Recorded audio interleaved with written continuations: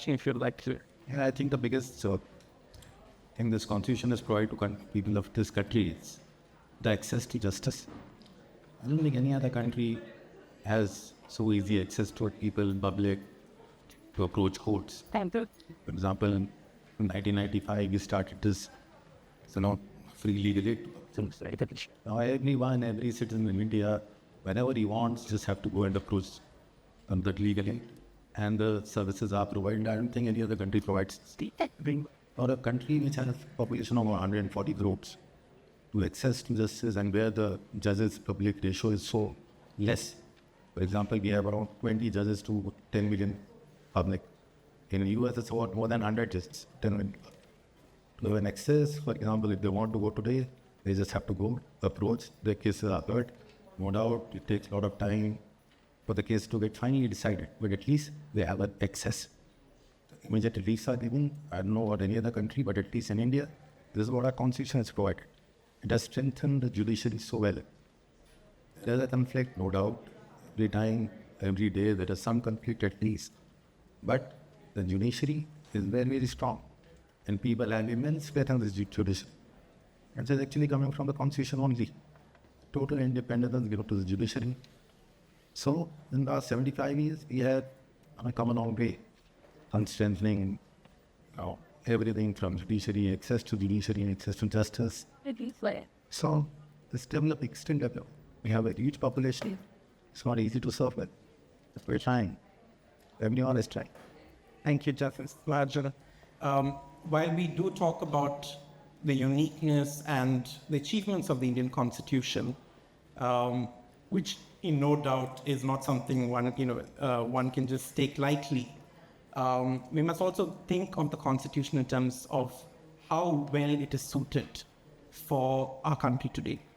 And with all due respect to our framers, and I would probably mention that my great-granduncle was one of the signatories to the Constitution of India, I think it's also sometimes important for us to have a critical thinking about the Constitution, and I'd be very interested to hear the Honorable Justice's opinions.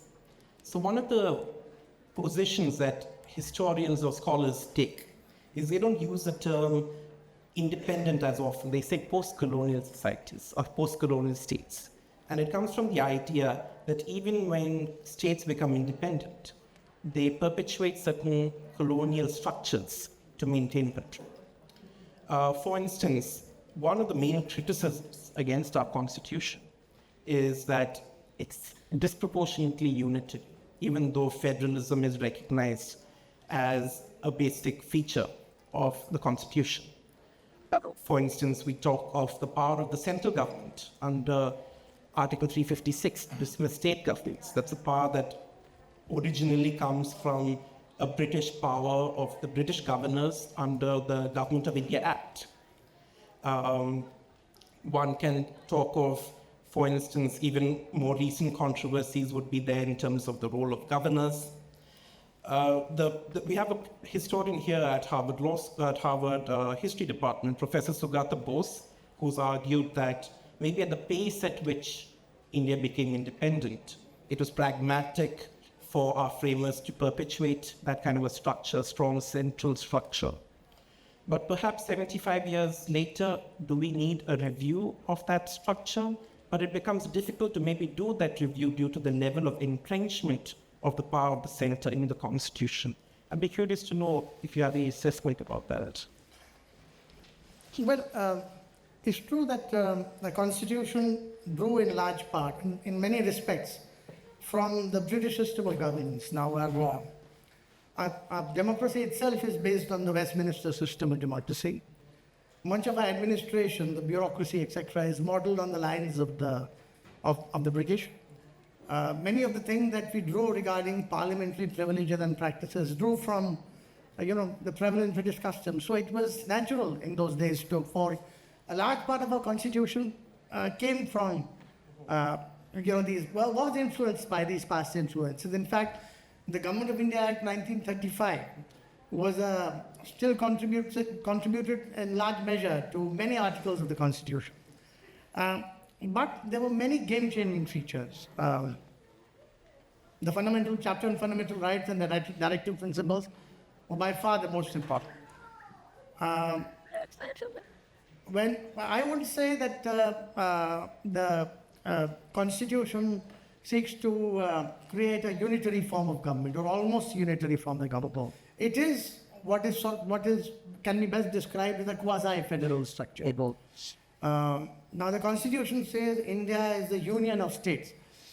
Now, in the Constituent Assembly, when somebody asked Ambedkar, why do you call India a union of states?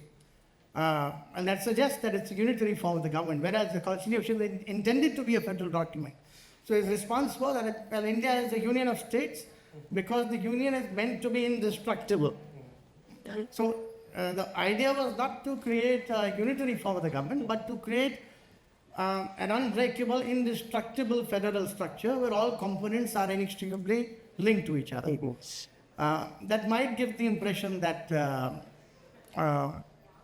that there is a bit of that it seeks to centralize more than what it should have. But really, the balance that it strikes couldn't have been achieved without each and every ingredient that goes into it.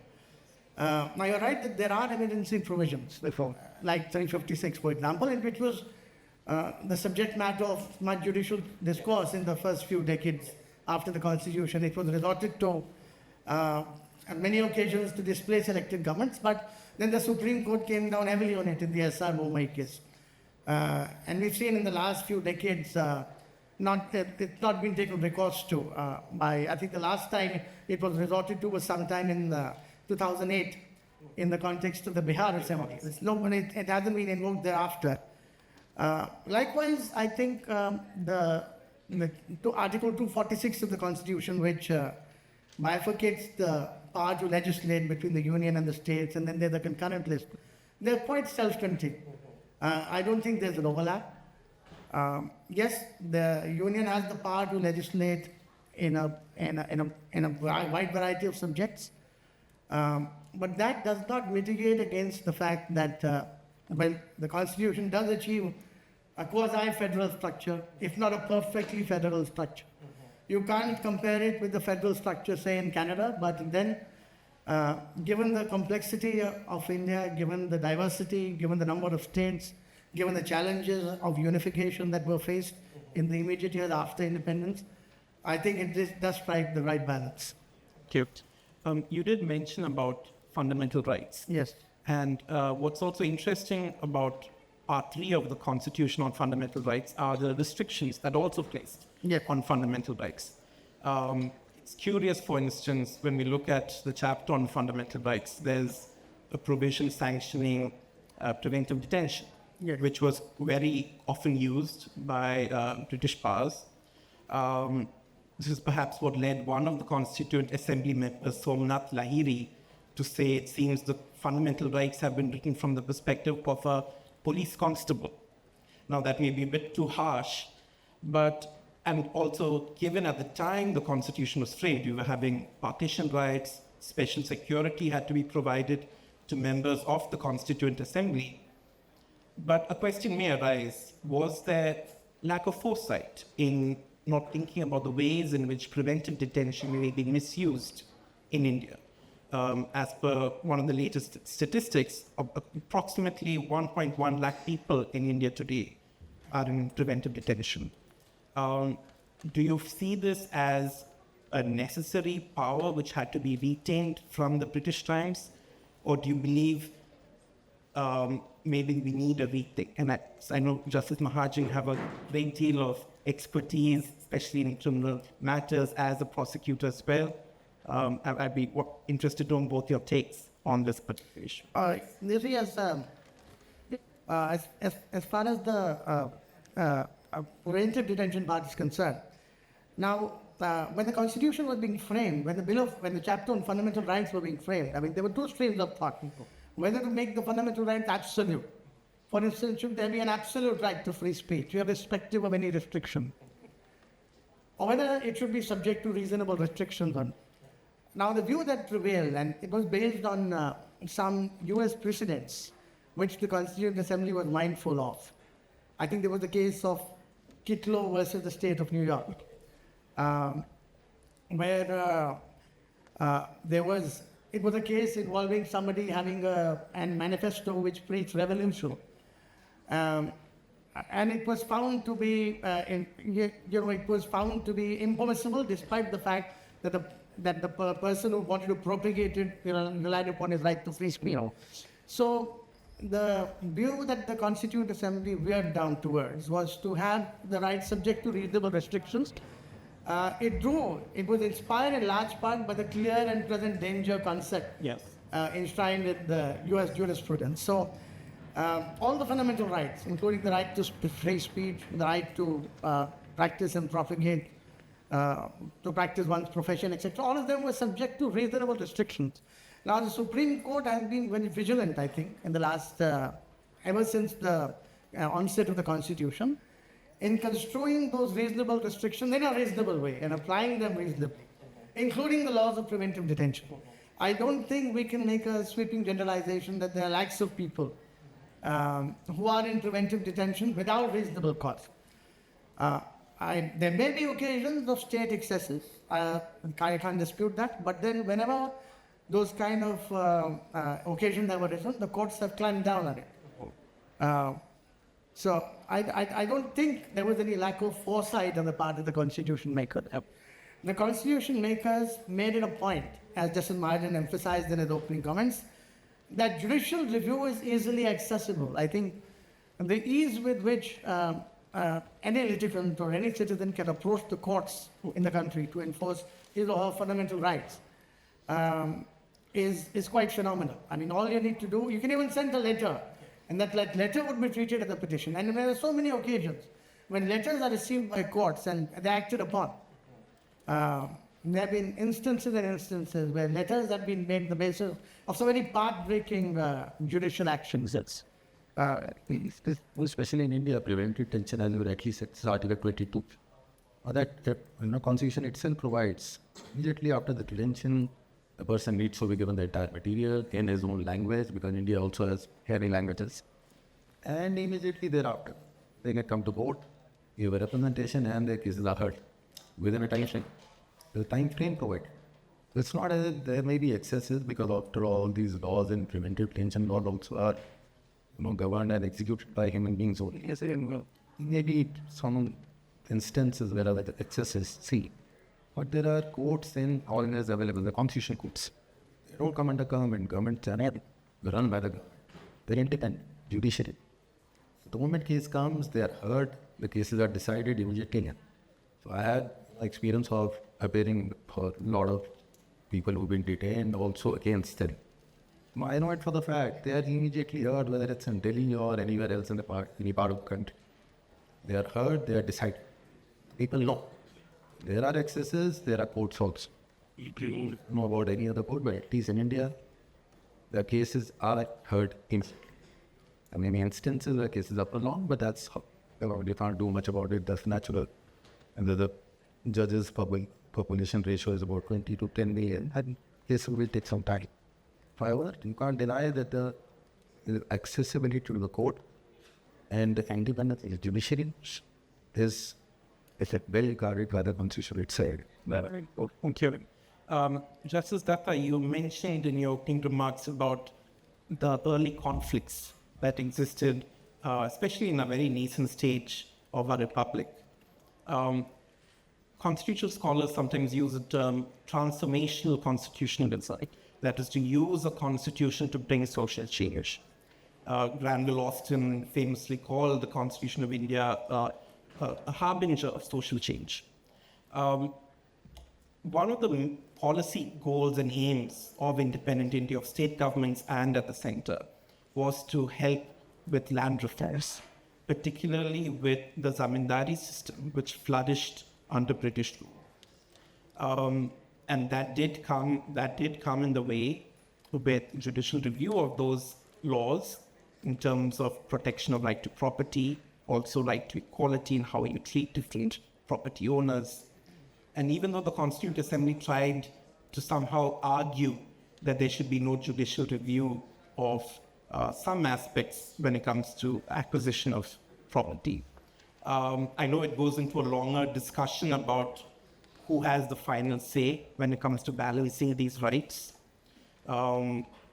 Interestingly, when Nehru was quite upset with the way in which the courts interfered when he introduced the First Amendment to the Indian Constitution, he said, "The magnificent Constitution we have framed has been kidnapped and purloined by lawyers, and we need to fight against the rigidity of the interpretation of the text." How would you view, especially in that early period, perhaps with time permitting, we can go a bit more in detail, how would you view that early period of conflict between the government and the judiciary, especially when the government kept saying, we are trying to implement socio-economic reforms, and the judiciary, which is populated by the elites, are coming in the way of. Well, you're right, it was a seesaw battle in the first few years. So right at the onset of the Constitution, the government of the day came into the power with the promise of agrarian reforms.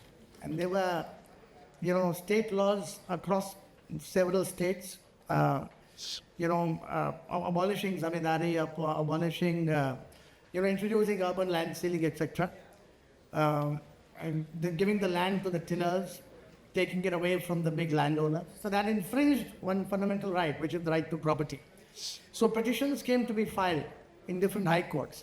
One petition which was filed in the Patna High Court succeeded. So the law was struck down. And that led to the First Amendment. And the First Amendment was this, that it introduced a ninth schedule. And any amendment of the any law which is placed in the ninth schedule was immune from challenge on the ground that it infringed fundamental rights. So some scholars have said that the ninth schedule was something which was inserted to protect the Constitution from itself. So anything which infringes the Constitution, to prevent that kind of a scrutiny, it was put in the ninth schedule. So one of the first cases that arose in 1955, there was the famous case of Sankari Prasad. So one of the questions was whether fundamental rights, what is the extent to which Article 13 can be invoked to test the validity of these laws? Whether a constitutional amendment itself can be touched on the anvil of Article 13. So whether if a constitutional amendment itself infringes the fundamental rights, can it be struck down or not? So the Supreme Court said that a law for the purpose of Article 13 does not include a constitutional amendment. So these kind of laws pass muster because they were included in the 10th schedule. Nehru's promise was that this schedule would be populated only by agrarian law. But that hope was soon belied because then laws like the Industrial Disputes Act and some other insurance laws were also populated in the ninth schedule. So by 1965, there were about 15 or 20 laws. Earlier there were about 7, the number grew to a larger number. So again, then there was another case. So in 1955, the case that I'm talking about was a 5-judge bench. There was a 7-judge bench which reiterated the same thing. But there were 2 dissents in that judgment, Justice Hidayatullah and Justice Mudolkar, who said that, who spoke about, something which is unamendable in the Constitution, things which can't be taken away, some fundamental rights which even a constitutional amendment can't take away. But that was the minority view. Then there was the 11-judge judgment in the Golaknath case, where the Supreme Court took a diametrically opposite view, you see.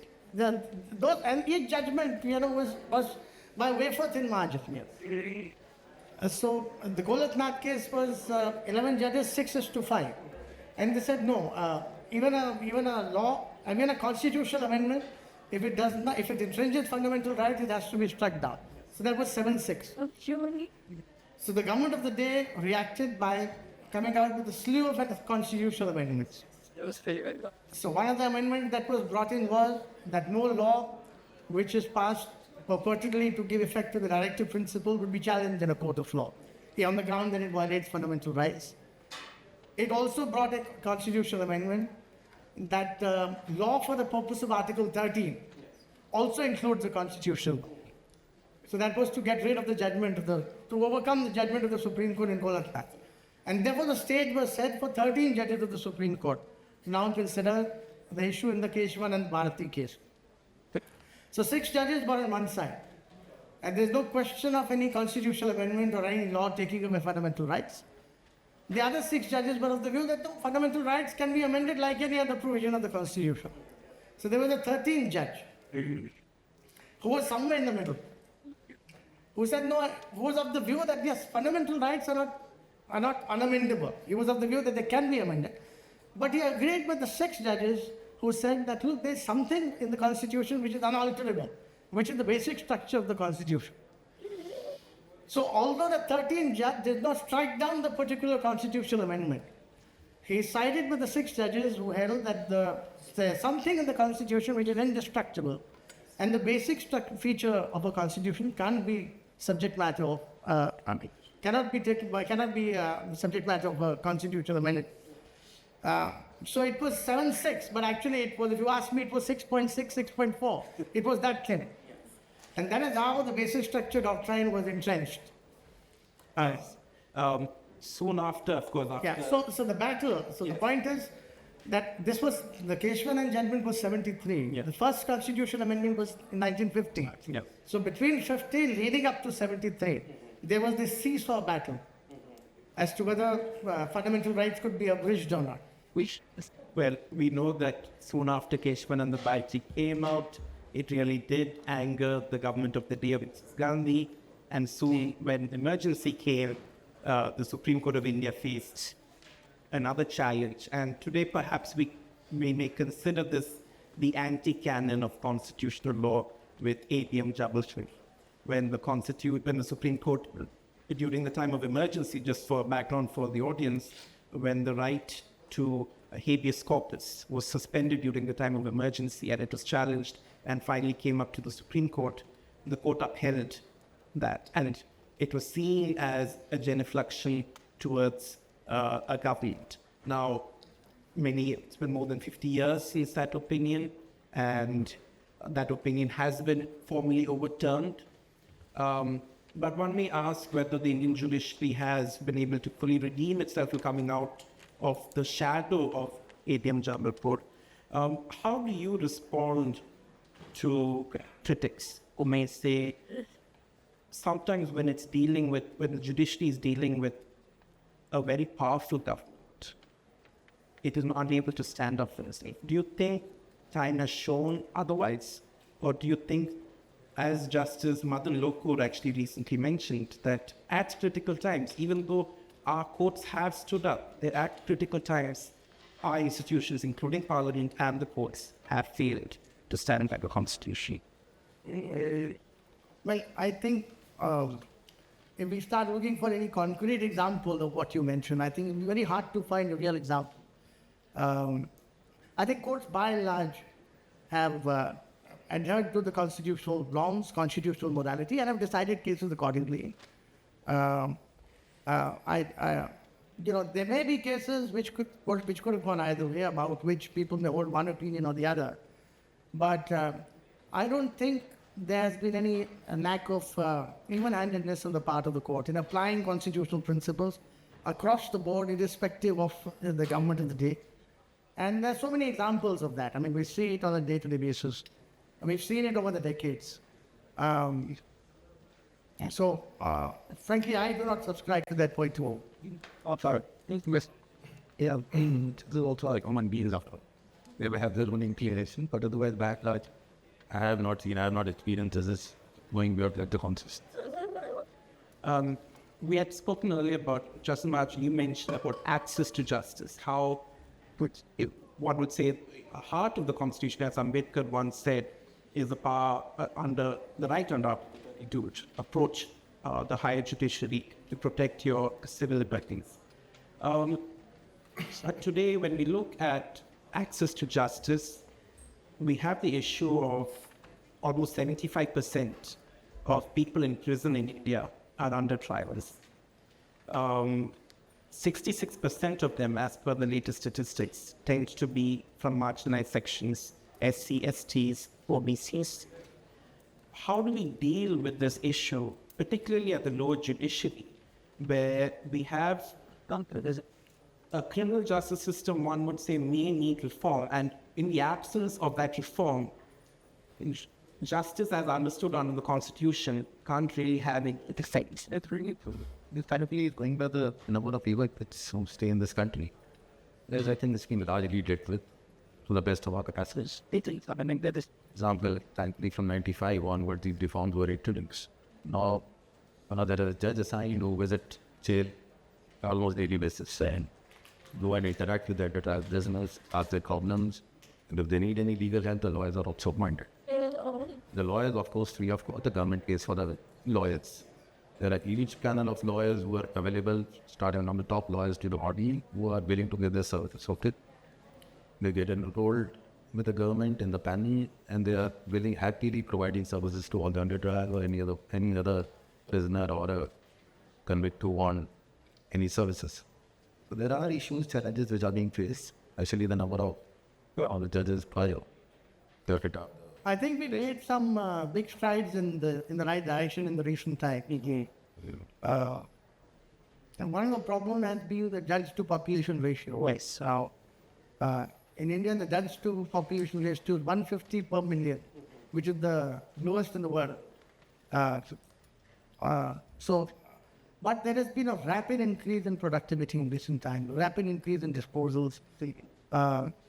This problem of huge pendency of, under trials. Yes. Is being taken care of. I think we are making progress in the right direction, and the pace of progress is only likely to increase as we go ahead. When we speak of so I asked in terms of under trials, even generally in terms of cases pending. The latest figure is that there are around 5 crore cases pending, and from the Supreme Court to the trial courts, we have vacancies up to 5,600 positions. One would say maybe having more judges may help. In terms of judicial infrastructure, do you believe that we need, or there is a lack of investment in that area? And I'm particularly interested to know, how do you think strides in technology may deal with this issue of access to justice? Do you know how many cases are heard by the Supreme Court yearly? Actual number of hearings are probably, I don't have the authentic figures, it would be around 70 to 80,000 hearings every year. And would you know the number of hearings in the United States Supreme Court? Maybe about 70? Yeah. 70 or 80. So maybe about 6 to 7,000 cases are filed, and 70 to 80 would be taken up for hearing. So given the kind of workload that is there,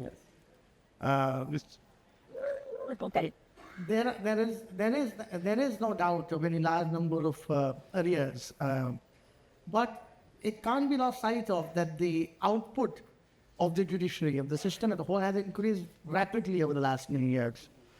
The disposal rate in many courts is above 100%. So meaning thereby the number of cases that are disposed of are higher than the number of cases that are instituted. In terms of sheer numbers, the quantum of cases being disposed of at every level in the Supreme Court is perhaps in my estimation would be higher than any other jurisdiction in the world, perhaps.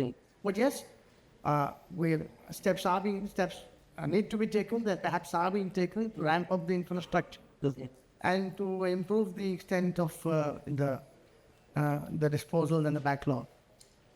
Personally speaking, I do not much believe in artificial intelligence. So the judicial system is going to power. It has to be done by the human beings. Or emotions and morality. Now again, I subscribe to a different view. I think with the use of AI, I think we will make faster progress. Many things that were, I think the face of judiciary all over the world, and the face of the legal profession in general will change rapidly over the next few years. Well, interesting times to be in. Yeah. We do have a few minutes for question and answers from the audience. Yes, please. Would I can speak for a bit? Yeah. Or you can, we have mics, stands.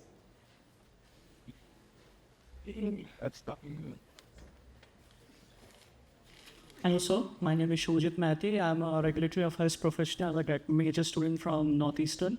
A lot of legal stuff in there. but like I gave my mains UPSC exam a few years back, so I have a great interest in the Indian Constitution.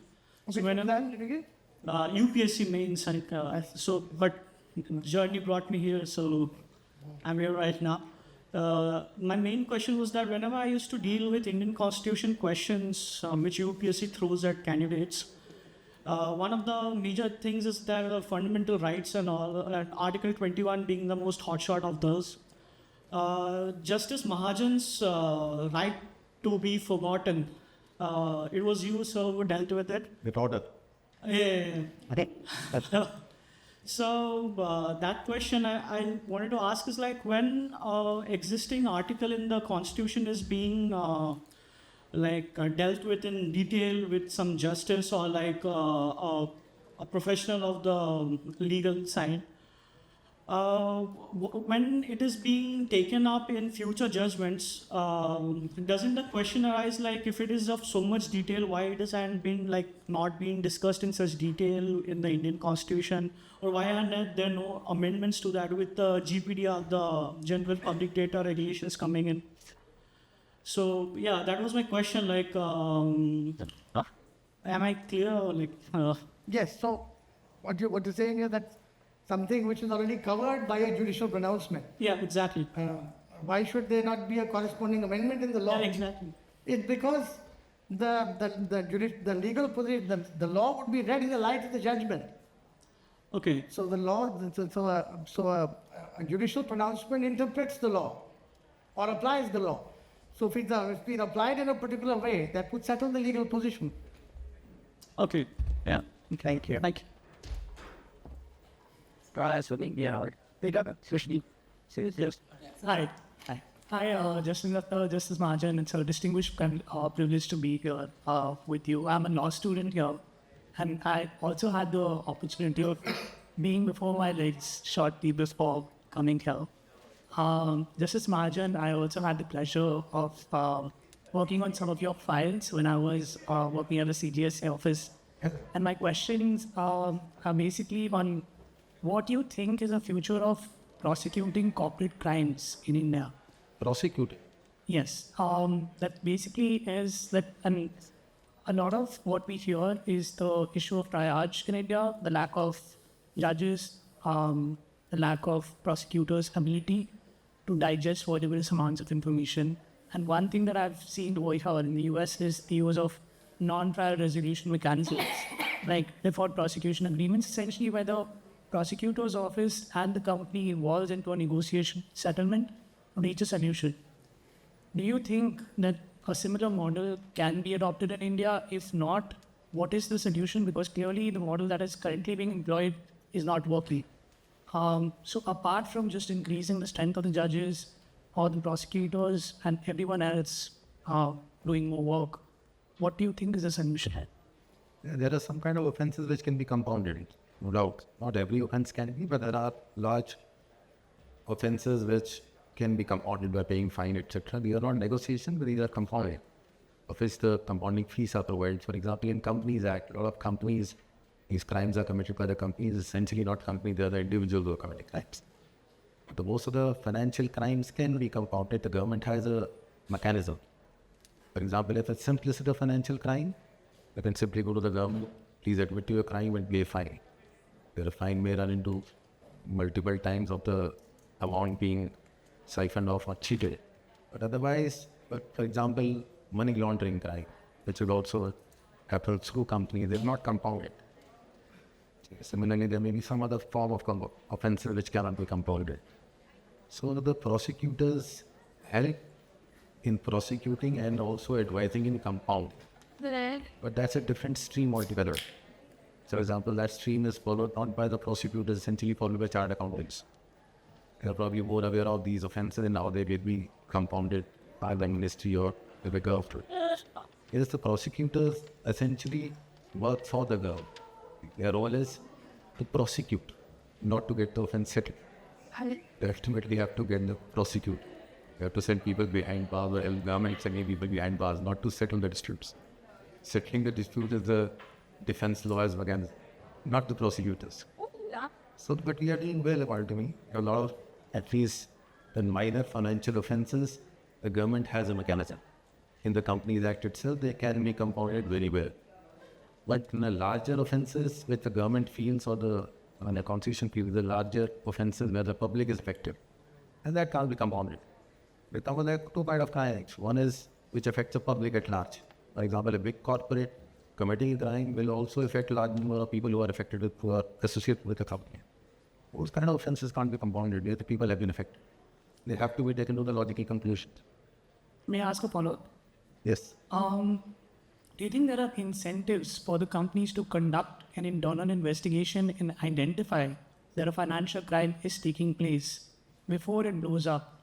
Because I personally, based on my experience, Now they do that. In fact, the government has come to the belt, and there is a agency now, which is National and NFRA, where every company has an auditor. I'm sure auditors are in America also. Companies have auditors, really financial auditors. Whenever some crime is committed, the auditor is made responsible for the crime, along with the company and the people who are in the helm of the affairs. The auditor, who's supposed to be an independent auditor, is also held responsible. So auditor's responsibility then starts from the day one. He has to make sure that the crime is not being committed. Because there may be a financial kind of crime which people may not even feel it's a crime. For example, tax or other issues which a lot of people feel it's not a crime. It's like saving a tax is not seen as a crime by most of the people. Or at least for the auditors who are supposed to know. They are like independent people. They are supposed to, their job only is to make sure company doesn't commit a crime. So that process starts from the day one. Before any crime is finally takes place, which leads to prosecution. There are people who start looking at the criminal aspect from day one. So those mechanisms are in place now. It never used to be earlier, but now it is. There are various amendments which have been carried out in the Companies Act, etc. in the last few years to make that process happen. I'm sure the effect will be seen in near future again. Thank you. I think we have time for one more question. Good afternoon. My name is Ashish. Thank you for those wonderful insights. In democracies, we often encounter this debate between spirit of the law and letter of the law.